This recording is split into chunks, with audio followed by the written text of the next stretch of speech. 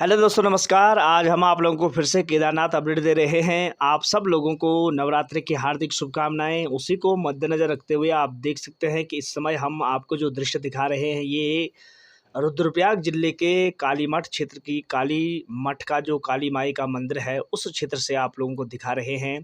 नवरात्रि का आज दूसरा दिन है और माता ब्रह्मचारिणी का आज स्मरण किया जाता है। यहाँ पर आप देख सकते हैं कि अनेक भक्तगण यहाँ पहुँच रहे हैं, क्योंकि 7वें दिन में और 8वें दिन में यहाँ बहुत बड़ा मेला लगता है और उस मेले में यहाँ काफ़ी ज़्यादा लोग आते हैं।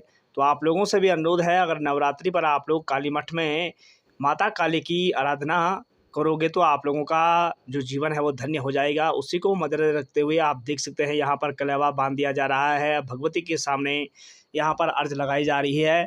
तो यहाँ पर आप देख सकते हैं कि सारे जितने भी मंदिर के पुजारी हैं यहाँ पर आ रखे हैं और उसी को देखते हुए यहाँ पर दान दक्षिणा भी दी जा रही है जो ढोल वादक हैं। तो आज काली मठ में आप देख सकते हैं भक्तों की भीड़ द्वितीय ब्रह्मचारिणी के रूप में लगाई जा रही है। तो यहाँ पर भगवती का द्वितीय रूप जो ब्रह्मचारिणी का है, ज्ञान की देवी का, यहाँ पर स्मरण किया जाएगा, पूजा किया जाएगा। तो आप सब लोग भी ज्ञान की देवी का जरूर से स्मरण करें। और अब आप लोगों को ले चलते हैं केदारनाथ क्षेत्र में और पहले आपको बद्रीनाथ क्षेत्र के दर्शन कराते हैं। यहाँ पर आप देख सकते हैं ये भू बैकुंठ बद्री धाम का एरिया है, जहाँ पर नवरात्रि के पावन अवसर पर कई भक्तगण यहाँ पहुँचे हैं और यहाँ पर भगवान विष्णु की पूजा करने के साथ साथ भगवती जगदम्बा की भी यहाँ पर लक्ष्मी रूप में पूजा की जाती है। तो यहाँ पर आप देख सकते हैं कि यहाँ पर एक बेरी का वृक्ष है, जिस बेरी के वृक्ष के रूप में यहाँ पर बद्रीनाथ नाम पड़ा था। और अब आपको केदारनाथ क्षेत्र के दर्शन कराते हैं।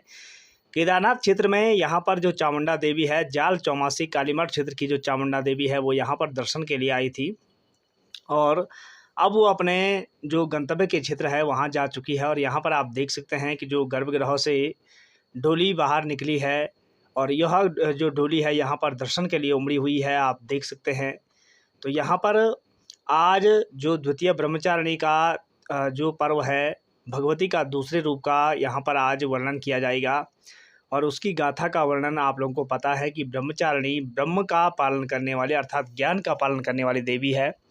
तो यहाँ पर आप देख सकते हैं चारों ओर का जो एरिया है उस एरिया में यहाँ पर डोली के पीछे यहाँ सारे भक्तगण जा रहे हैं और भगवती की यहाँ पर आराधना की जाती है। चारों ओर का जो क्षेत्र है काफ़ी अच्छा क्षेत्र है, पवित्र क्षेत्र है। यहाँ पर आप देख सकते हैं भगवान शिव की जो पंचमुखी डोली है, यहाँ पर नवरात्रि के अवसर पर यहाँ पर विशेष पूजा अर्चना की जाएगी।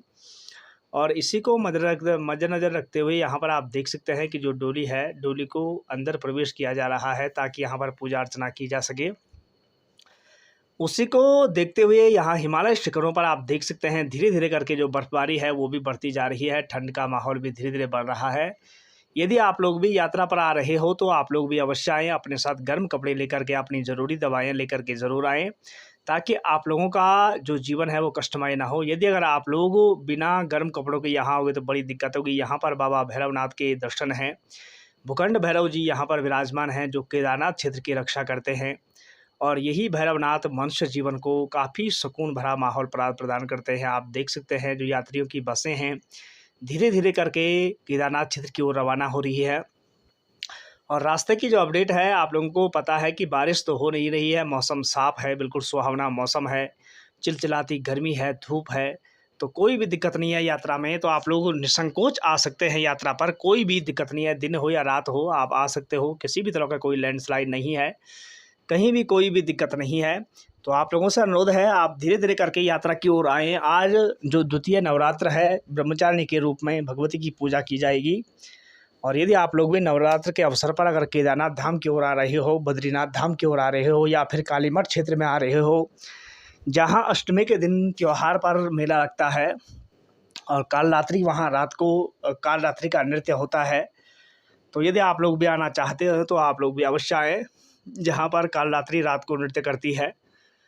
काली मठ नाम पड़ने का मुख्य कारण है रक्तबीज दैत्य का जो वध हुआ था वो इसी शिला पर हुआ था और यहीं पर भगवती ने काली का रूप लिया था, जिससे कि रक्त बीज की एक एक बूंदों को अपनी जिह्वा में समेटा और फिर उस दैत्य का संहार किया था। तो उसी को मद्देनज़र रखते हुए यहाँ पर आप देख सकते हैं केदारनाथ के चारों ओर का जो दृश्य है वो आप लोग देख सकते हैं, कितना सौंदर्यवान दृश्य है।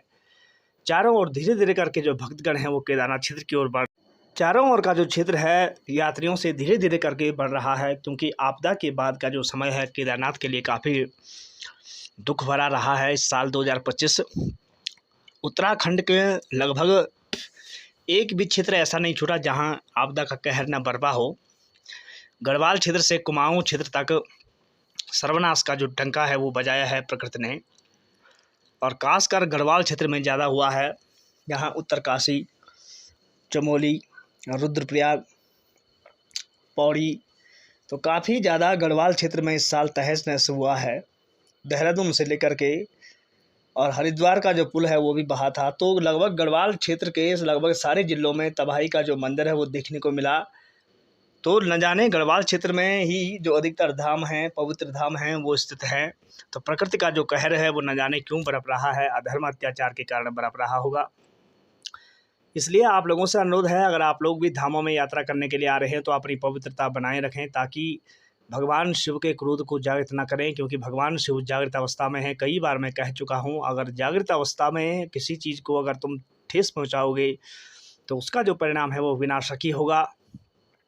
हेली सर्विस है बिल्कुल चालू है, इसमें कोई भी दिक्कत नहीं है। आप देख सकते हैं हेली आ रहे हैं, जा रहे हैं, धीरे धीरे करके यात्रा है वो खुल रही है और मौसम साफ़ होता जा रहा है। जब मौसम साफ़ होता है तो फिर केदार घाटी स्वर्ग के समान लगती है, और यदि मौसम अगर इस प्रकार से कोहरा छाया होगा तो फिर यहाँ डर का माहौल बन जाता है, और इस डर के माहौल में अगर भूस्खलन होता है तो बहुत बड़ी दिक्कत होती है, क्योंकि मौसम अब धीरे धीरे साफ़ हो रहा है। अगर मौसम साफ़ हुआ तो फिर केदारनाथ स्वर्ग के समान प्रतीत होता है।